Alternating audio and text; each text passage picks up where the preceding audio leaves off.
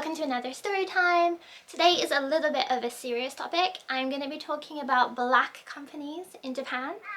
Black companies is actually a term that was made in Japan. I'm not sure if it's used in other countries, although I have seen it used in other Asian countries. I don't think it's a term that is used so much in the West. A black company is basically a company that uses morally or illegally grey practices. They tend to hire a lot of young people and they tend to overwork them, make them do unpaid overtime, and just generally just a bad company, a company that you don't want to work for. And unfortunately, this poor bastard did work for a black company. A lot of my friends have too. I'm not attacking companies in Japan because I worked in shit companies in Japan and I worked for shit companies in England, and I think it seems like particularly in like the last 10 years a lot of companies all over the world have been using a lot of illegally grey practices. I know for a fact a lot of my friends in England, they have like a 0-hour contract where they just have to come in whenever the company calls them and stuff like that. Luckily I haven't seen so many of those in Japan. However, there are a lot of bad practices here. So black companies often target foreigners because we don't know that much about the legal system here. We don't know that much about our rights. We tend to not have formed strong connections, or we haven't unionized and stuff like that. So it's better if you're very fresh in Japan. So they tend to target that kind of person, and that's probably why I was targeted. I started working for an eikaiwa, and through networking I met these two guys. And they were about my age. They were very, very young, and they recently just made a startup business. There is tons of startup English companies in Japan because English is very lucrative. They just seemed really, really nice. They had a lot of money. You can tell that like one of them, their daddy gave them money to start a company, and they spoke English, and they decided that this would be something worth investing their money in. When I met them, I had just moved to Shinjuku from Saitama, and honestly I was between jobs because one contract had ended and I hadn't signed a new contract. So at that time I had a visa, but I didn't have the next visa, and that's a problem. Like a huge problem for foreigners working in Japan is that you have to have a visa, and if you stop working and the deadline is ticking, a lot of people do sign up for jobs that maybe they wouldn't have signed up for if they had been in a stronger position. And I was looking for jobs at that time, and I had a few interviews lined up, but when these guys approached me, I thought maybe this would be a good opportunity, because if I was working for a startup, then I could grow with the company and there might be more opportunity for promotions and stuff like that. Because honestly, as a foreigner working in English teaching, it is very, very hard to get promoted, and it's hard to get stuff like raises. So at first I had an interview with them, although it was kind of more like me interviewing them because I hadn't decided if I wanted to work for the company yet. And they said their company was in Roppongi, which Roppongi is like an area where there's a lot of Westerners, so it kind of makes sense. It's also a very rich area. And they said that their eikaiwa was like 2 minutes from the station, which is pretty wild because Roppongi is very expensive, and like particularly real estate.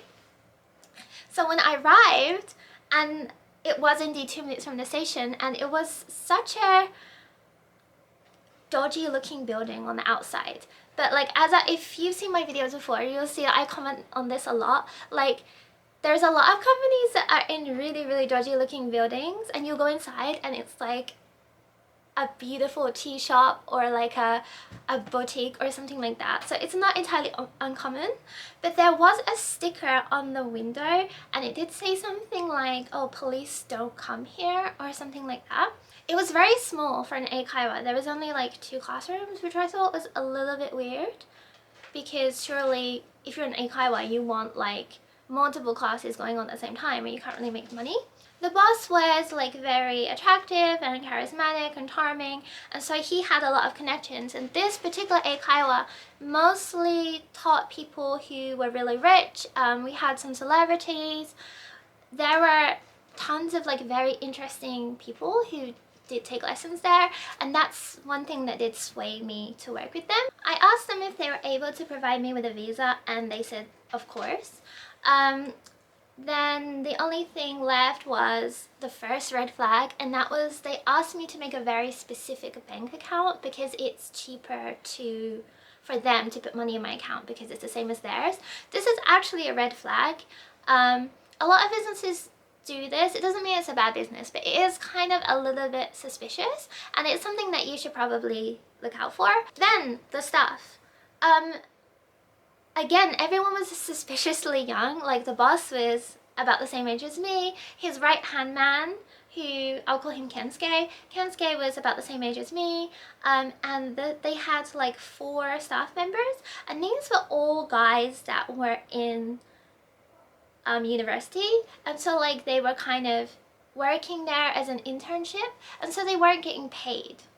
They were all really nice guys, and we had lots of fun, and I used to joke that it was my kind of like harem because it was just me in the office all the time surrounded by these guys. But yeah, it was a lot of fun. They were really nice. The working conditions for them weren't that good because they're already not getting paid, and I noticed they used to work early morning to late night, and there was a bed in their office, like a mattress on the floor, and I guess some of them used to stay overnight, which isn't great. Okay, and the second red flag for me is that with these kind of small startup eikaiwas, you're not given a set schedule. So actually my per hour rate was a pretty good salary. However, the lessons were so sporadic. Like, I'd have one at 10 o'clock in the morning, and then I'd have one at like 9 o'clock at night. It wasn't good. But like, I realized it was a small company and we were getting students every day, so at first I kind of stuck with it. Also, because a lot of the students were like rich and celebrities and stuff like that, they were very weird. Like, a lot of them were just very strange, and they were also not used to people setting boundaries or saying no. A lot of them were very rude. Like, generally I don't like rich people that are born into generational wealth, and that was like basically our entire client base. One of them was this really rich woman, probably the richest person I've ever met. She was the ex-wife of a very famous CEO in Japan, and I used to also teach her 2 children. She had 2 elementary school boys, and they were horrific. Like, I've taught probably like 1,000 elementary kids in my life, and these 2 were the worst. Like, they just had no boundaries. They'd never been told no in their entire life because their mom was very soft on them. They would just come to the office, take the marker pens and draw all over the walls, all over the windows, of the CD player, the TV. They used to smash stuff, and I complained to my boss about them, and my boss said, oh no, because like, she's very rich and she pays us a lot of money, so please never tell them no. Like, just let them do what they want and we'll just clean up the mess later. So a lot of time was just like cleaning up the mess of these 2 kids. One of our most famous customers was a famous comedian, and my first lesson with him went really badly because I walked in and I asked him what his name was, and he got really offended that I didn't know who he was. And he said he was a famous comedian, and I was like, wow, you're a famous comedian? Okay, tell me a joke. And he said, well, I'm not that kind of comedian. And I said, what kind of comedian doesn't tell jokes? And he said like, oh, well, I guess people in England might not know about me then. I'm like, why would people in England know about like some random Japanese comedian? And he was learning English so he could debut as a comedian in America. And he actually did go to America, and he completely flopped and came back. He would also like ask me to go drinking with him all the time, and my boss specifically said, don't go drinking with that guy, he's not good. Recently, in the last year, I think, he was famous all over the news in Japan because he had married the most beautiful woman in Japan, and he immediately started cheating on her, and he got dubbed the toilet adulterer because he was paying women to suck him off in a disabled toilet, and now that's what he's famous for, and he completely ruined his career. And when I saw the newspaper and I saw his face, I was like, Yeah, he definitely did that. Because I hadn't been in Japan that long, I got really absorbed in the work culture, which can be very, very toxic, and I really didn't want people to think I was lazy, so I was really in a let's get that bread kind of mindset. And it had me working like 7 days a week sometimes. I'd work all day. Like, it just wasn't good, and it wasn't good for my health. I noticed that my health wasn't great at that time either. In that time, the company did start to expand. We got a few more students, and it seemed like the company was starting to make a little bit more money, but not as fast as maybe the boss had hoped. And he suddenly decided to move to Singapore. This really pissed me off because from the start he was like, we're all in this together and stuff like that. But because he came from a really rich family and he graduated from one of the best universities in Japan, clearly he could just up and quit whenever he wanted, and he did, because I guess he found better work opportunities in Singapore. So he decided to leave the company in the hands of his right-hand man, Kensuke. Kensuke also up until that point had been a really nice guy. He was really, really funny and goofy, and he would always be at the office from morning to night. He'd stay over sometimes. It seemed like he was really dedicated to the company.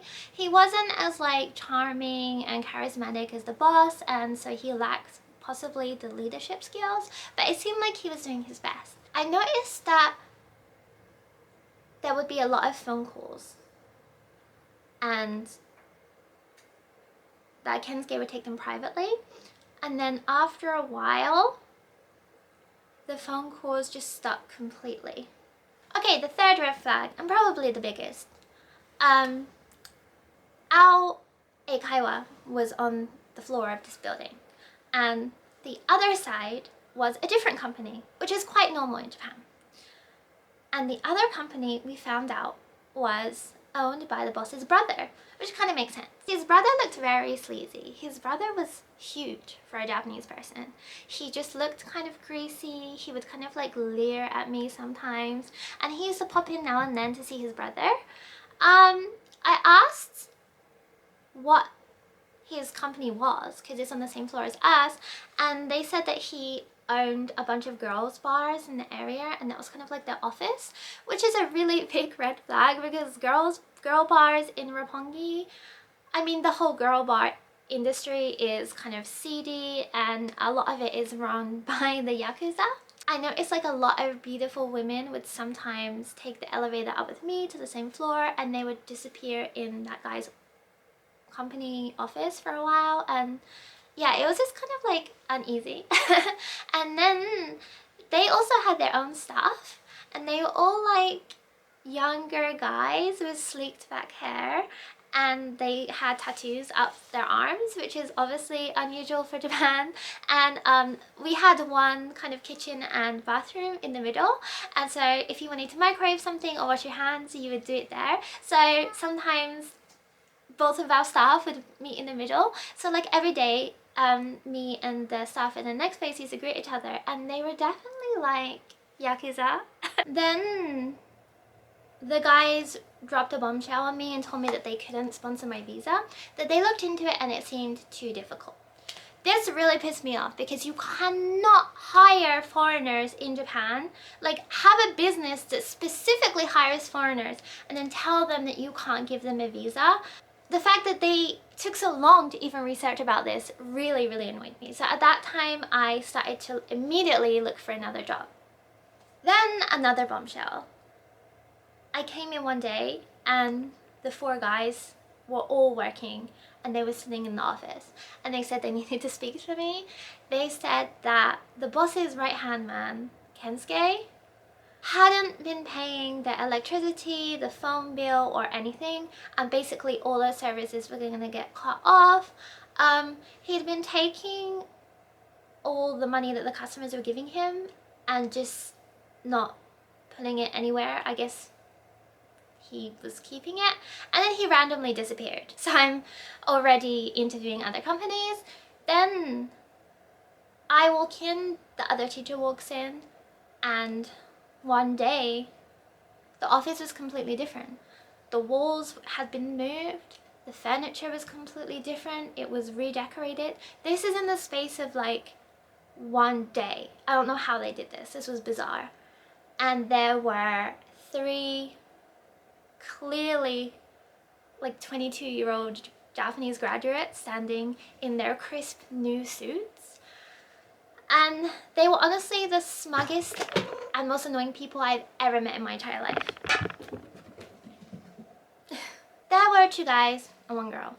The girl's called Eddie, and the first thing she said to us was, we're in charge now, so everything you've done until this point is going to be changed. We are not happy with the way you've been teaching the lessons, so we are going to be telling you what to do. Your schedules are going to be completely different. And I cut her off, and I was like, excuse me? Who the fuck are you? I've been working here for months now. Who are you people, first of all? Why are you talking to me like that? Don't you ever talk to me like that. Again, I don't care who you are. Clearly, you're not getting paid, are you? And she was like, well, no, I'm interning. I'm like, don't even talk to me if you're not getting paid. You're not even an employee. Like, I don't know who you are, but I don't know why you're talking to me like this. And she really like deflated. And then she said, your boss kind of sold the company to my mom, and my mom said that I could work here and take over the business. I was like, there it is, once again, people's mummies and daddies buying their kids businesses, letting their kids play with people's lives, and I'm so sick of it. And basically, I just told her to fuck off, and we're going to be doing the same thing that we've always been doing, unless she has some really, really good ideas, in which case we can have a meeting about it and talk about it like normal people. Then it was time for my salary to come in, and I opened my bank account and it wasn't in there. I'm like, where is my salary? I called the company and the guy answered, and he said, oh, well, because our company took over, we're not liable to pay for you last month. Like, we only pay you from this month. I'm like, give me my fucking salary now. The other person that worked was also a pushover, so I had to fight for them because they said, oh, well, I don't want to cause any trouble, so I guess that I can just take some other part-time job or like pick up some more shifts. I'm like, no, you work for this money, you deserve it. It's not even that much money. At that time, it wasn't even that much money. So I told them, if you do not give me my salary, I'm gonna wreck your company. And they didn't believe me. I immediately got my phone out because I don't think they realized, but I was also managing their social media.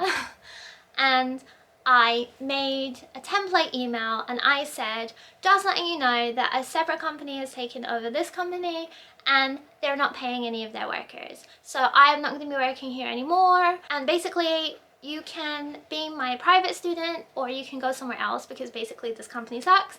And when the customers found out, they were justifiably very, very angry about it. And they all started calling the company and saying that they were quitting and they weren't going to take lessons anymore.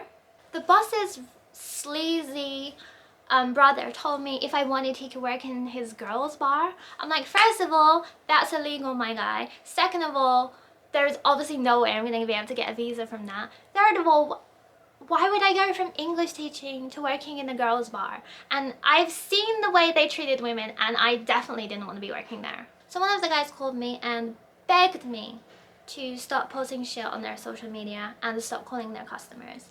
And I said no.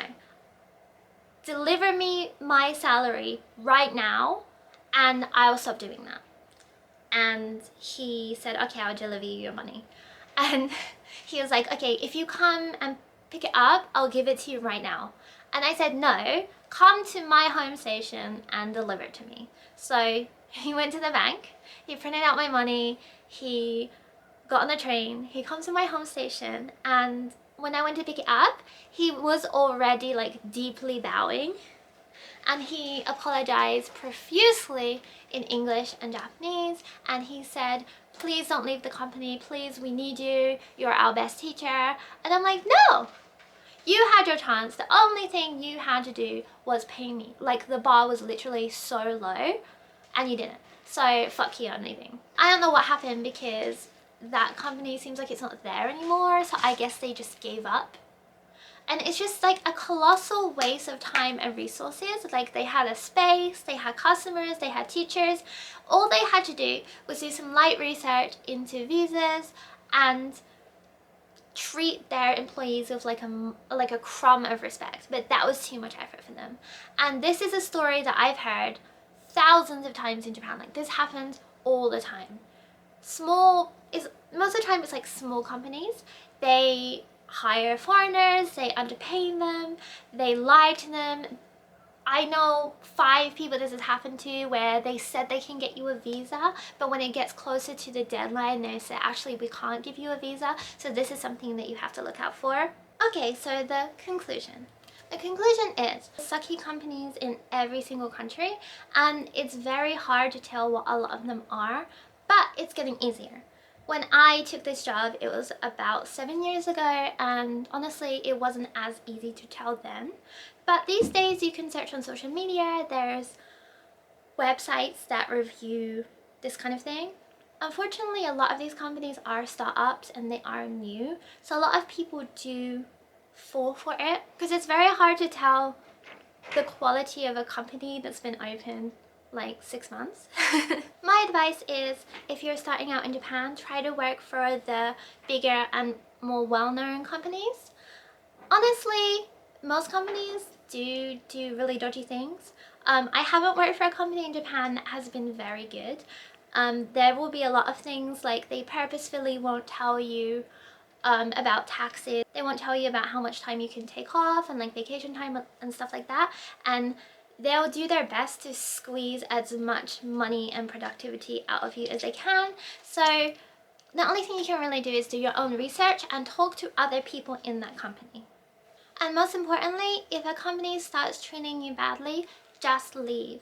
I know it's not easy for a lot of people, and at that time it wasn't really easy for me either, because looking for new work does honestly suck.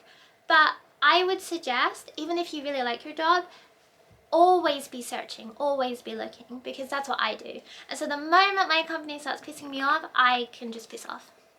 Ultimately, I could get my money back and I could make a clean break away from the company, but a lot of people don't have the opportunity to do that. So I think it's important that if you are an immigrant in Japan like me, that we all work together, we share resources. Social media is your friend.